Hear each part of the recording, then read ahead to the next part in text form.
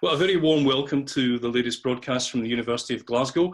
My name is Peter Aitchison. I'm Director of Communications and Public Affairs.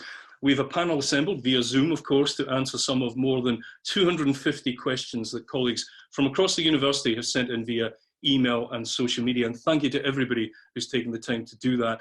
These have been on everything from furlough arrangements, the financial security of the university, issues surrounding health and well-being, when and how we can return to campus, and of course what the new normal might look like. Those are the themes we're going to pick up with our panel, and welcome to the Principal, Professor Sir Anton Muscatelli, Dr. David Duncan, who is the Chief Operating Officer and the University Secretary, to Christine Barr, Director of Human Resources, and to Robert Garnish, the Commercial Services Director here at the University of Glasgow. First of all, though, to the Principal.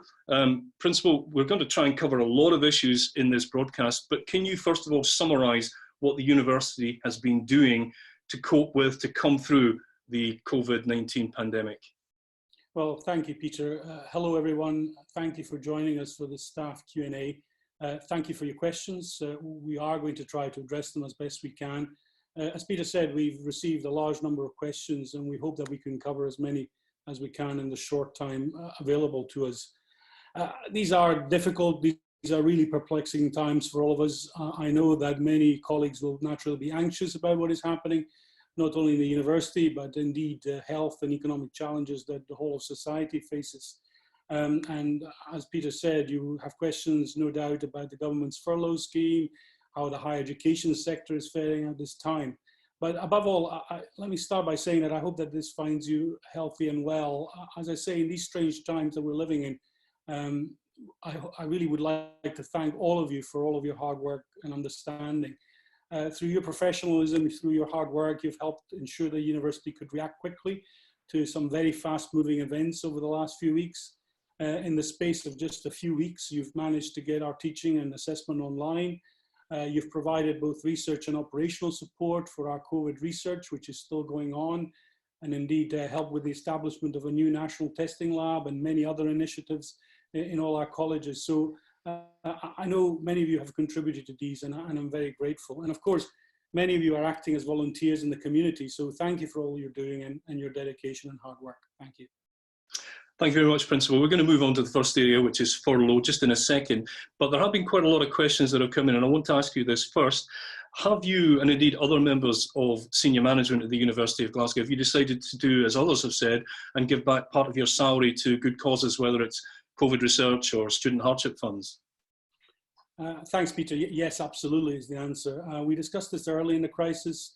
We've made a commitment to set up a voluntary gift scheme whereby, as an SMG, we donate part of our salary to the university. Our development office, and this has gone out recently, you'll have seen, has set up a new COVID-19 support fund. This will channel any gifts from the university community and from our alumni supporters back into areas such as student hardship, as you said, but also research against this terrible disease. Personally, I will increase my existing giving to the university to 20% of my net salary for the next few months.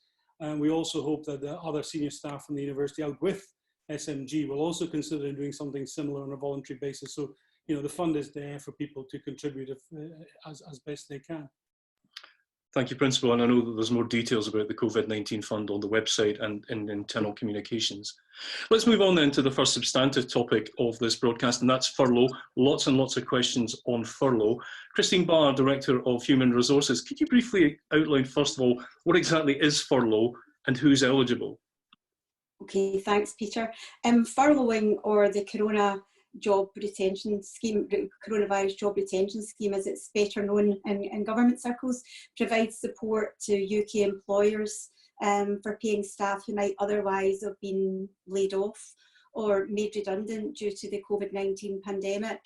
And those in furlough leave within the university will continue to receive full pay and benefits, including pension contributions and other university benefits. And of course, we are in a position as an institution where we can seek reimbursement of pay up to 80%, up to a maximum cash value of £2,500 per individual. The scheme itself is available from the 1st of March until the end of June, at which time it may be subject to review. And the scheme provides for a period of up to 12 weeks of furlough leave, or alternatively it can be taken in blocks of time of minimally 3 weeks, and in some cases these are used on a rotating basis.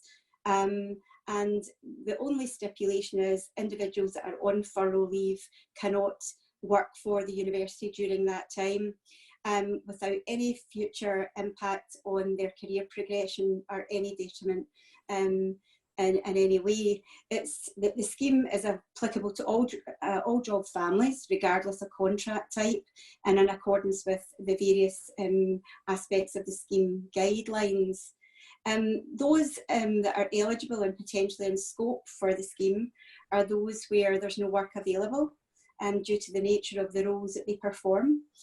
So they may be engaged in operational type duties such as cleaning, janitorial, catering, by virtue of the fact they are unable to perform their roles remotely, other than of course those essential workers where they're engaged in ensuring our essential buildings remain open. The second category is those who are unable to productively work remotely, and that includes some of our researchers, some of our technicians, and some of our administrative staff who, again, are unable to undertake their work remotely. Equally, there's a third category where the requirement to perform work is reduced by virtue of the fact the university is largely closed. So therefore, we might have a situation where we have staff rotated in and out on a regular basis of furlough. And then finally, there's a small group of people within the institution who have actually volunteered to be furloughed on the basis of caring responsibilities which prevent them from working from home. Our policy and provision at the university has been agreed in through consultation and partnership working with the trade unions, and the policy guidance toolkit and frequently asked questions, I hope as everyone's aware, are on both the Team UofG community web pages and indeed our own HR web pages. Yeah, there's and by now, sorry, carry on. And by now, most staff in scope will have received a letter confirming their individual circumstances and directing them to appropriate support via their line managers or indeed their local HR team. Thank you very much. I mean, you've answered quite a number of questions that have come in within there. In particular, one person, an anonymous question, and that's absolutely fine. We encourage colleagues to email in or send in their questions, and anonymity was guaranteed if you wanted it. But somebody was asking, can an individual apply to be furloughed? And you've covered that, and the university would look sympathetically upon that kind of application, Christine? Certainly, we've had a number of staff come forward already, urge anybody that's in that situation to liaise directly with their line manager. Naturally, it is dependent on the nature of the role that an individual might perform, but certainly we have a number of policies available to support the circumstances that individuals find themselves.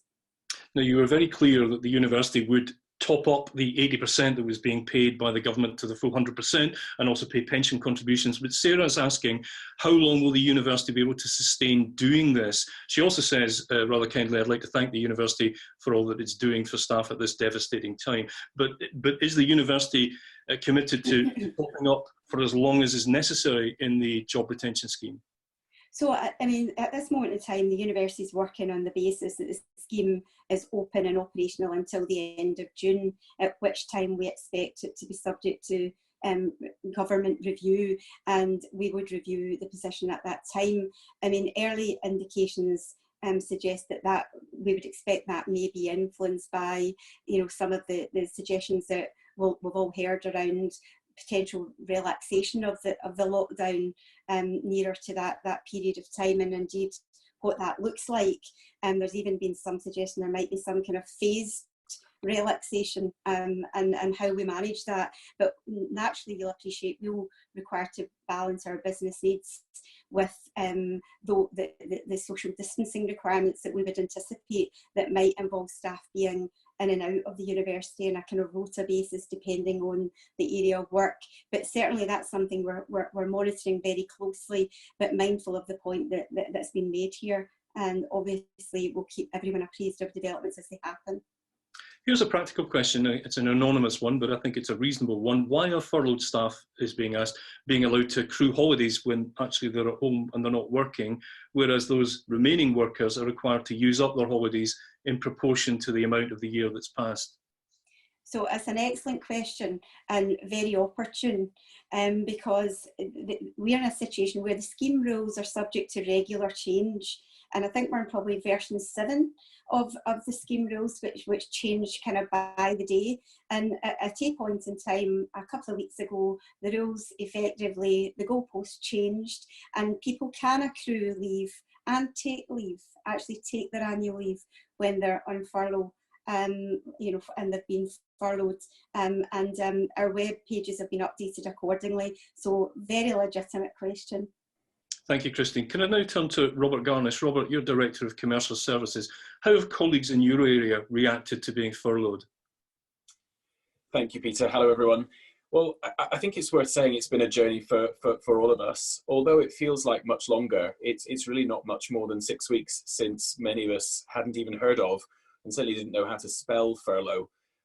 We've all been getting to grips with what it means for us personally, for our partners, for our families, for our friends. I've heard of colleagues who have felt very anxious about it. I've heard of people saying they feel that being placed on furlough means that their work somehow isn't important, or perhaps not as important as other work. And I've also heard people say that they feel that they're lost without the regular routine of work. And I think all of those are completely natural reactions to what's a very unusual set of circumstances. But what we've done to try and reassure people is to really recognise that it's important that placing people on furlough, as Christine has described, it's vitally important action where meaningful work is no longer possible as a result of the pandemic, and certainly in order to protect the university and the university's finances in the long term. What I hope, though, that it does do, particularly for people who are currently furloughed, is it does enable them to focus on the multiple challenges that personal life is posing for all of us at the moment without needing to worry about work just now. But I think for anyone who's got concerns, or perhaps who wants to chat about individual circumstances, I would really encourage them to get in touch with their supervisor, their line manager, a member of their leadership team to chat things through. And for those colleagues who are on furlough and don't have that connection with the university, Colin has emailed to ask, what is expected of staff in terms of communication with the university at this time while they're off on furlough? Could be off for several weeks. Yeah, I think this is a really important topic. Thank you, Colin, for raising it.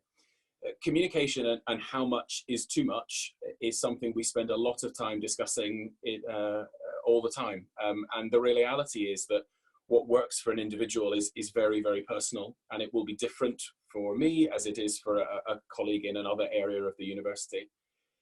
I think importantly, what I would say is that keeping in touch with what is going on in a very fluid set of circumstances is really critical.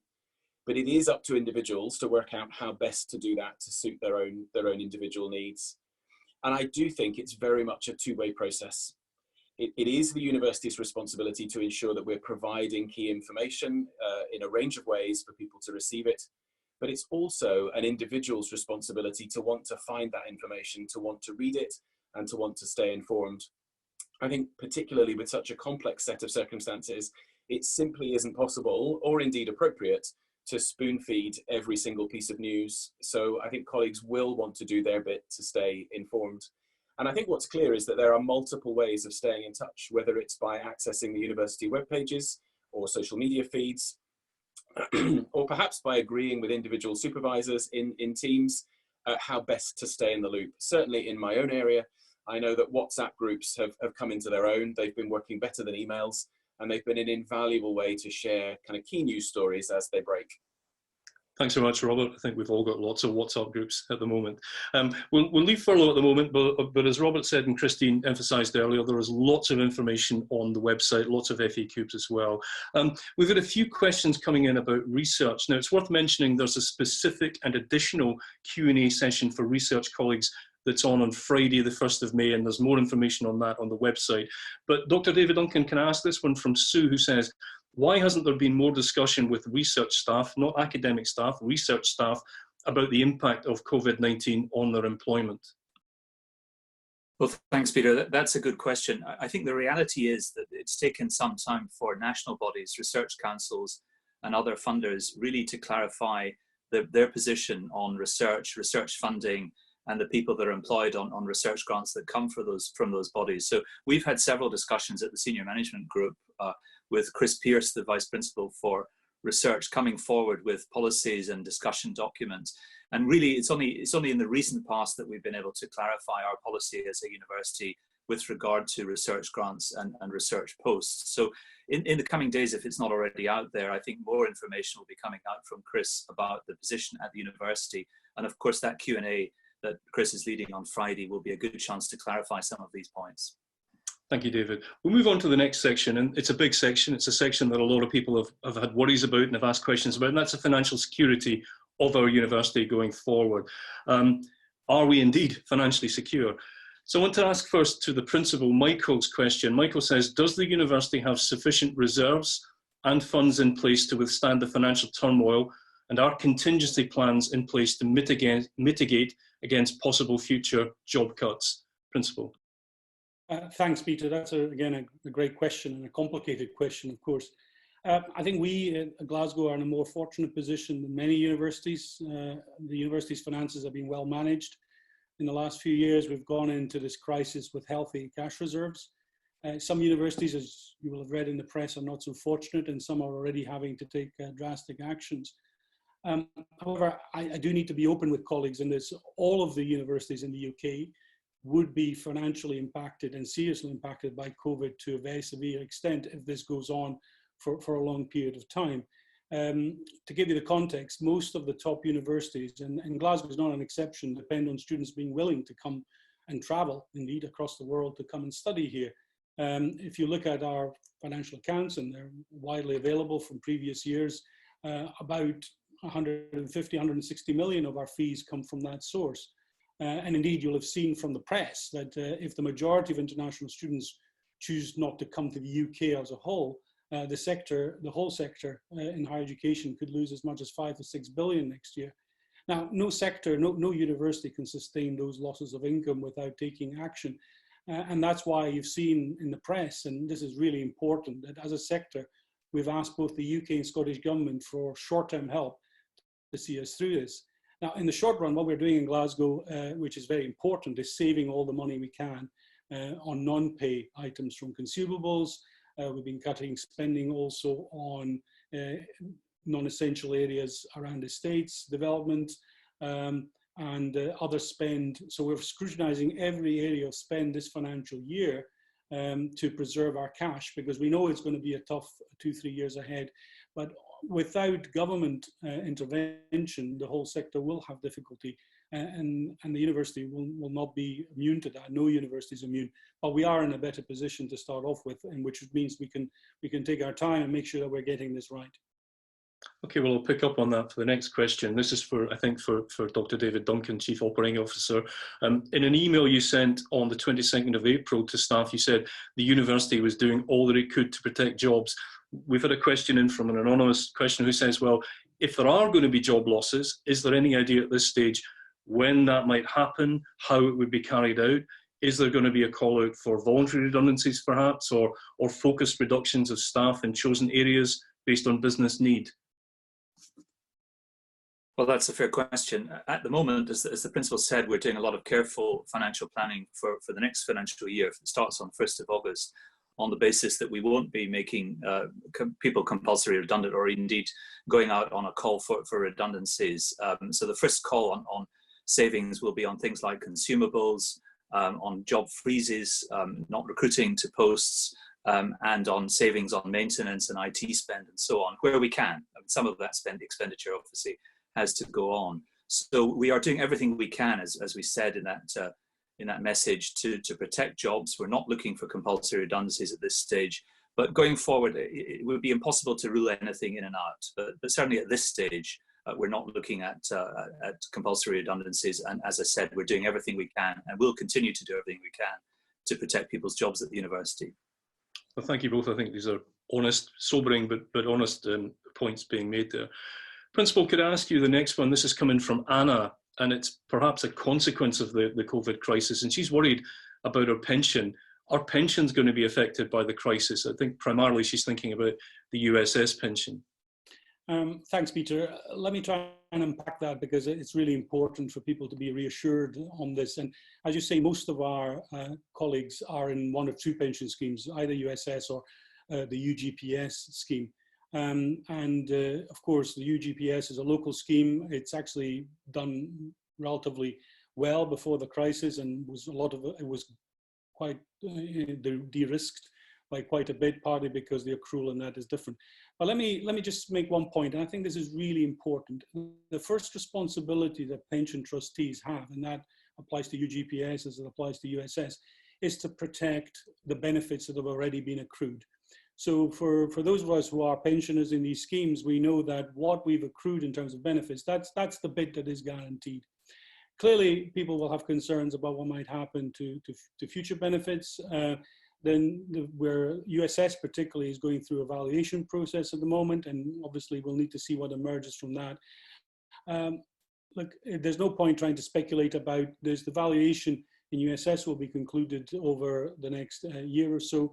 It's clearly not a great time to have a valuation, but on the other hand, as has been said in the press by many pension experts, the post-valuation experience will matter. So what happens to financial markets, what happens to the sector's strength will determine, even beyond the 31st of March of this year, will determine what happens around pensions. But I know that there's a lot of dialogue going on between the employers, between UUK and UCU, represent the members in USS, around the approach to pension scheme. There's a consultation out at the moment, and I know that all the stakeholders will contribute to that consultation to ensure the best possible outcome. But the point I made at the beginning, which is really, really important, what all pension schemes do is the first thing they have to protect is the existing benefits that have been accrued in that pension scheme. That's the first duty.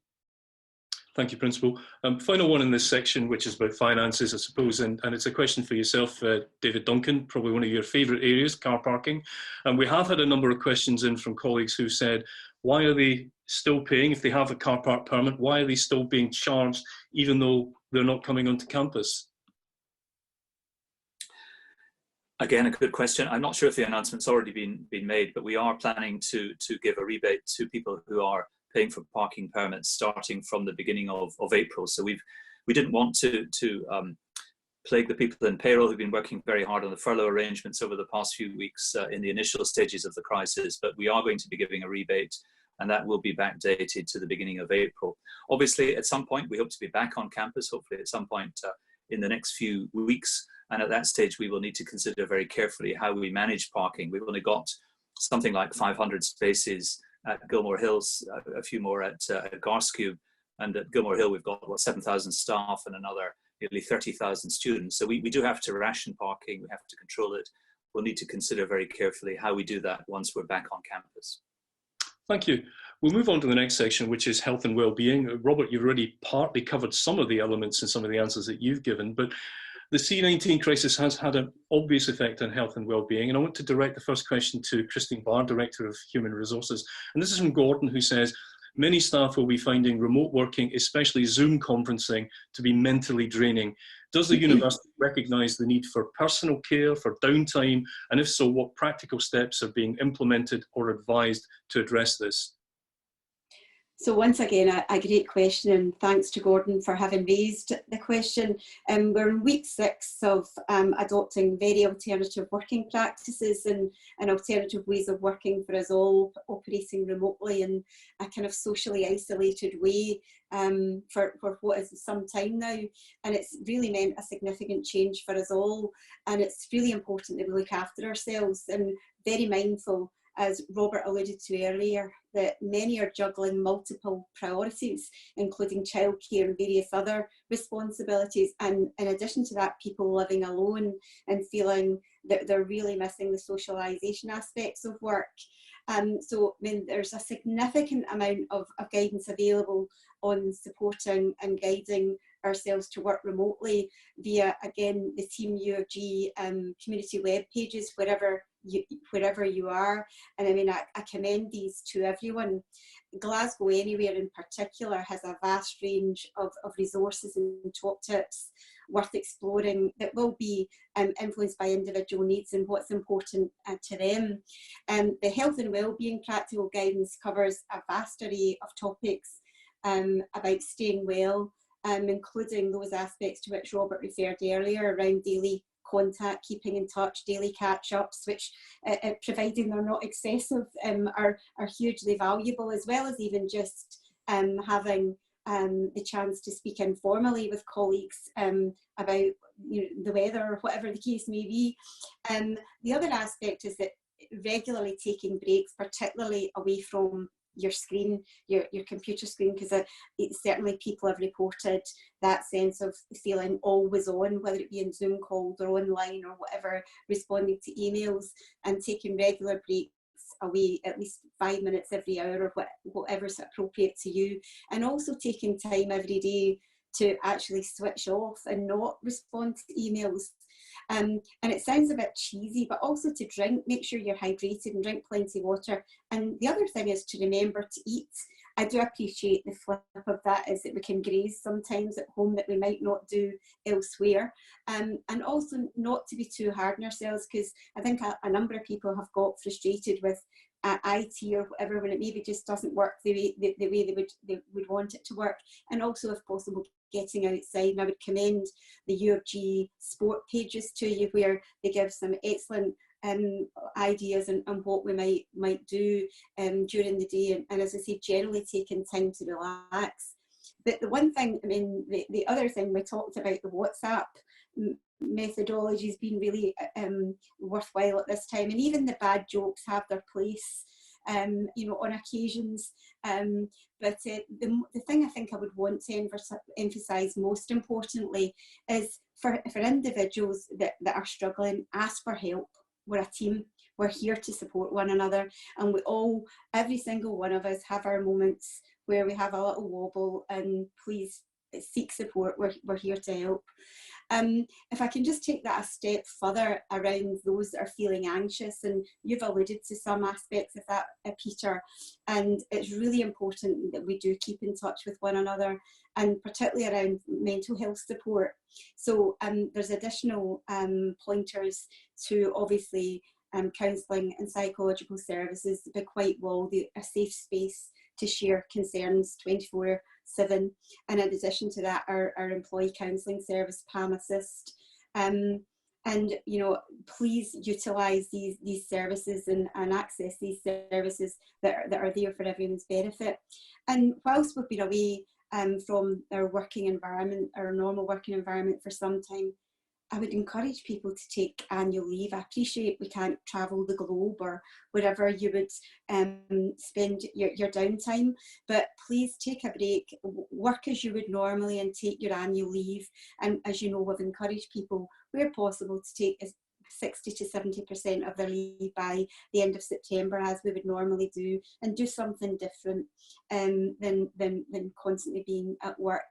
And of course, there's great advice in there as well about the kind of hard aspects of setting up your remote desktop and getting IT support. But I really want to focus on the kind of health and wellbeing aspects. So please avail yourselves of that, and if we can be of further assistance, please get in touch with us accordingly. Good. David, I think you wanted to come in at that point. Well, yes, I mean, just to reinforce what Christine said, I mean, obviously we are very conscious of the isolation, the additional work stress, and the extra caring responsibilities that the present circumstances can place on members of staff. But just to be aware that we did review current provision that Christine's described at the Mental Health Working Group last week, and we'll be looking at it again at the Health, Safety and Welfare Committee, which has strong trade union representation on it next week. So we will always be listening to other people's ideas about what we can do better, and also considering how we can support people as we begin that return to work over the coming weeks. Well, here's an interesting question that's come in from Jordan, who's saying, for those staff who are not furloughed but who are working from home, he's finding it difficult. It's a balance. He's got work, he's got childcare, he's got home life. Would it be possible, he says, for the university to consider making a 4-day week available so that he has a bit of additional downtime? Is that something, David, the university would consider? I think it is possible under the present circumstances that we could look at that. Obviously, it depends on the work patterns and the pressures that different teams are under, and those vary markedly across the university. But I think within the flexibility rules that we have, and given the circumstances, we would be willing to look at those sorts of requests from members of staff. Thank you. Let's move on to the next section, because at some point, hopefully soon, we will be starting to return to campus. But what happens then in coming back together? So I want to direct this one to the Principal. Principal Davina asks, do you anticipate the start of the academic year in 2020-21 will be delayed, or are you expecting that courses might be delivered online in some way? So thanks, Peter. Again, an excellent question, but unfortunately one that's very complicated, because of course it won't be under our control what happens in terms of our ability to come back on campus. At the moment, we are expecting some relaxation of lockdown in the next few weeks, but none of us know exactly the pattern. None of us know where a lockdown would return at some point. So we're trying to predict all of this, obviously with some internal expert help, but also engaging with government. Look, at the moment we have a work stream which SMG is running around the shape of the academic year. I think the best assumption is that we will try to start certainly our normal undergraduate courses around that time, unless again there's an intervention from government prevents us from doing that. None of us can necessarily anticipate that there will be a normal start to the academic year, so we're working on all sorts of different assumptions. We're working on the possibility, for instance, that we may have to start online, just as we're doing at the moment, and then transition hopefully into a more on-campus experience. We're looking at the possibility that we may be able to come back on campus at the beginning in September, but we will have to apply social distancing rules, which then again means that we can't just run normally. You couldn't run the university in the same way. And again, we're looking at the possibility of delaying the start of some courses, particularly those which are particularly attractive to international students, because we don't know when travel will resume. And so if we can time the start of those later in the year, perhaps even looking at multiple intakes, then that will also allow us to do more. So all of this is being cascaded, it's been shared with heads of schools, it's been shared with directors of institutes, and we have a work stream, as I say, looking at the shape of the academic year in this first post-COVID academic year. A couple of practical questions then for when we do come back. Robert Garnish, one for you. And it's on social distancing, which we're told is going to continue for some months, perhaps to the end of the year, perhaps beyond that. What implication does that have for certain service staff, for example, for cleaners? This is an anonymous question. Cleaners are often required, they say, to clean when staff and students and visitors are also present. Will cleaning have allocated times when offices, student spaces, for example, are unoccupied? Is that something that you are actively considering, Rob? Yeah, so look, I think with the national news and the media starting to talk about this topic more and more, it's probably one of the most talked about things between myself and my colleagues across the airwaves. Certainly Barry Morton in Facility Services and I were talking about it just this morning. There'll be a variety of different circumstances to manage, I think. What is required and what might work in cleaning, for example, may not be the same as what works in catering or in sport. But as a starting point, we've got to be clear that the government will take its guidance and its instruction from the relevant government guidelines and the expert advice which is provided. I think it's also important to recognise that none of us exist in a bubble. And I think we can probably learn from some of the sectors who have operationally lived through this in the last 6 weeks and have had to manage exactly these sorts of challenges. The supermarkets, for example, I think it's just astonishing what they have gone through to continue delivering what they're doing to keep everybody fed and watered. And so there's bound to be things we can learn from them. To answer specifically the question around cleaning, I know that Barry and his colleagues are considering how we might look at work patterns being adjusted to minimise contact, I think particularly in small spaces. So that might mean a change of time or a change of day when particular cleaning is done. Or it might be that rather than cleaning taking place in the background whilst people are working, we may need to look at excluding people from using spaces until they've been cleaned. And we're also looking at how we manage instances where close contact is unavoidable. So for example, where protective equipment may be specifically required in order to keep everyone as safe as possible. But it's very much an evolving story. On the protective equipment, and this is a question for Dr. David Duncan, what about providing face masks to staff and indeed to students? Because culturally, there's some parts of the world where face masks are pretty normal. And we've seen the First Minister only recently come out and say that people in Scotland, when you're in areas, for example, if you're going shopping, even at the moment, you should cover your face with cloth or for a scarf, or for example. Are face masks something that the university would consider? We'll certainly take full account of the national advice from public health authorities and governments.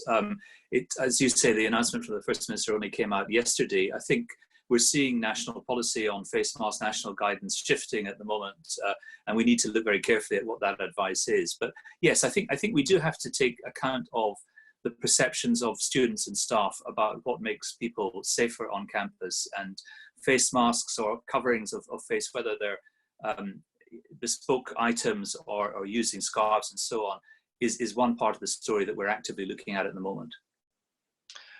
We're coming to the end of the broadcast now, so really just 2 or 3 final questions. Christine, as we move to the new normal, we've had a couple of questions from staff saying, I or somebody I live with has got an underlying health condition. Will we continue to be able to work from home for the foreseeable future, even when most people are back? Thank you, Peter. As you know, I think it's a very valid question. We actually had individuals who were applying, had shielding in place actually before the lockdown, and we would anticipate that that will remain so beyond the lockdown for those that fall within that category, if we are to see some kind of phased return to the working environment within the next 6 weeks or so. So that would, our expectation is that people will continue to work remotely, obviously in liaison with their immediate line managers. And also I would encourage everyone to utilise the benefits of our various policy provisions which cover home working, flexible working, and even like other aspects that we've recently refreshed and relaunched in the recent past. So we would do everything we can to support and accommodate individual circumstances. Thank you. Principal Adam writes that remote working does prove that large numbers of staff can continue to fulfil their normal roles and not be on campus. He asks, will this inform any changes to our future plans for the physical estate of campus, and will it change our culture of what he calls presenteeism? Peter, yes, I think the short answer to that is yes. I think this has been a huge national experiment in remote working. It's been enforced, but there's no doubt that I think we've expanded our boundaries of what we normally would have thought about doing remotely. And actually, in many respects, that is that's a good thing, because as the question implies from Adam, it tells us that we could work differently. So we will absolutely look and learn at the way we've operated over the last 3 weeks, what we can retain, because clearly the less pressure we put on campus space, actually the more efficiently we can operate, and therefore we will need less space in future as well. So that's a good thing. However, I'm not one of those people who believes that the world is revolutionized even by a world-changing event like a pandemic or a war. I think some things that will actually remain the same, and I think that social contact that universities represent will be a critical part of how we operate in future. I'd be surprised if although there will be changes, that it will simply involve people working remotely or us delivering courses online. I don't think that's what a university is about. Okay, and the final question again to yourself, Principal. Again, anonymous, sums up the thoughts of many people. He says, many of my students and their families are disappointed, of course, that there's no physical graduation ceremonies taking place in June and July. Many have suggested rolling over the June ceremony to November or lengthening the November-winter graduation ceremony. Is that possible? And if that's not possible, how are we going to celebrate this year's graduates? So absolutely, our heart goes out to all those students who would have graduated in person in June and July. So we are absolutely committed to having graduation ceremonies next year for them. The timing, unfortunately, we can't predict when that will be, because we've got to be able to organize these in a way that they don't disrupt, of course, existing teaching, because that isn't possible, but also in a way that we don't schedule them and then have to postpone them again, because there might be future restrictions on travel or indeed on having ceremonies, large gatherings.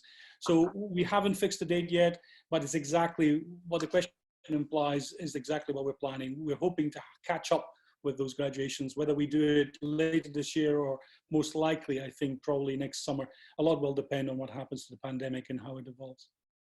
Well, thank you very much. Thank you to the panel, to the Principal, Professor Sir Anton Muscatelli, to Dr. David Duncan, Chief Operating Officer, University Secretary, to Christine Barr, Director of Human Resources, and to Robert Garnish, the Commercial Services Director. I think it's probably important saying at the very end of this broadcast, this is not normal. These are not normal times. It's important for everybody to remember we can't be as productive as we would normally be.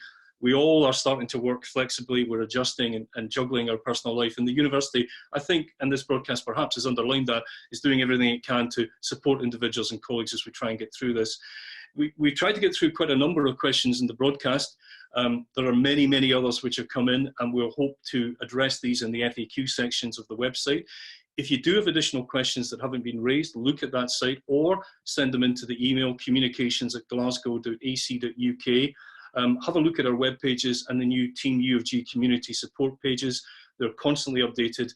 Most importantly, from me and from the rest of the panel to you, take care of yourself, keep safe, and thank you very much for watching.